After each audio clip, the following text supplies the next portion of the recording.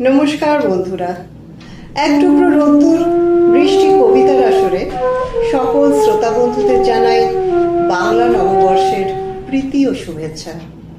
বড়দের জানাই প্রণাম, আর ছোটদের জন্য রইল অনেক আশীর্বাদ ও আদর।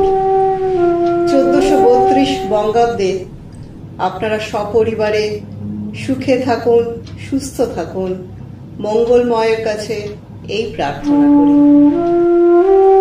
আজ আমাদের আসরে কবিতা দিয়ে সাজানো ডালি থেকে আপনাদের জন্য তুলে নিয়েছি কাজী নজরুল ইসলাম রচিত একটি অপরূপ কবিতা পল্লী জননী।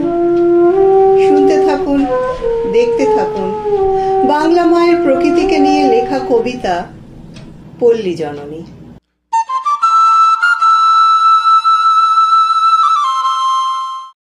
একি অপরূপ রূপে মা তোমায় হেরিনু পল্লী জননী, ফুলে ও ফসলে কাদা মাটি জলে ঝলমল করে লাবণী। রৌদ্র তপ্ত বৈশাখে তুমি চাতকের সাথে চাহ জল, আম কাঁঠালের মধুর গন্ধে জ্যৈষ্ঠে মাতাও তরুতল। ঝঞ্ঝার সাথে প্রান্তরে মাঠে কভু খেললোয়ে অশনি। কেতকী কদম যুথিকা কুসুমে বর্ষায় গাঁথো মালিকা, পথে অবিরল ছিটাইয়া জল খেলো চঞ্চলা বালিকা। তরাগে পুকুরে থই থই করে শ্যামল শোভার নবনী। শাপলা শালুক সাজাইয়া সাজি শরতে শিশির নাহিয়া, শিউলি ছোপানো শাড়ি পরে ফের আগমনে গীত গাহিয়া। অঘ্রাণে মাগো আমন ধানের সুঘ্রাণে ভরে অবনী। শীতের শূন্য মাঠে তুমি ফের উদাসী বাউল সাথে মা, ভাটিয়ালি গাও মাঝিদের সাথে কীর্তন শোনো রাতে মা। ফাল্গুনে রাঙা ফুলের আবিরে রাঙাও নিখিল ধরণী। ফাল্গুনে রাঙা ফুলের আবিরে রাঙাও নিখিল ধরণী। কবিতাটি ভালো লাগলে সবার সাথে ভাগ করে নেবেন।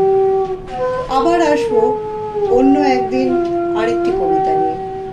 আমাদের পাশে থেকে আমাদের উৎসাহিত করবেন এই আশা রাখি। সবাই খুব ভালো থাকবেন। ধন্যবাদ বন্ধুরা।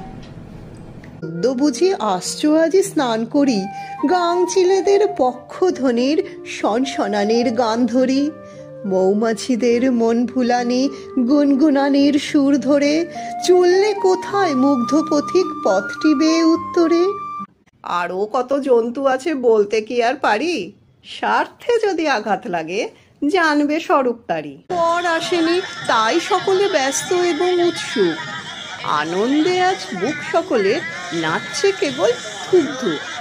তেলের শিশি ভাঙলো বলে খুকুর পরে রাগ করো, তোমরা যে সব বুড়ো খোকা ভারত ভেঙে ভাগ করো।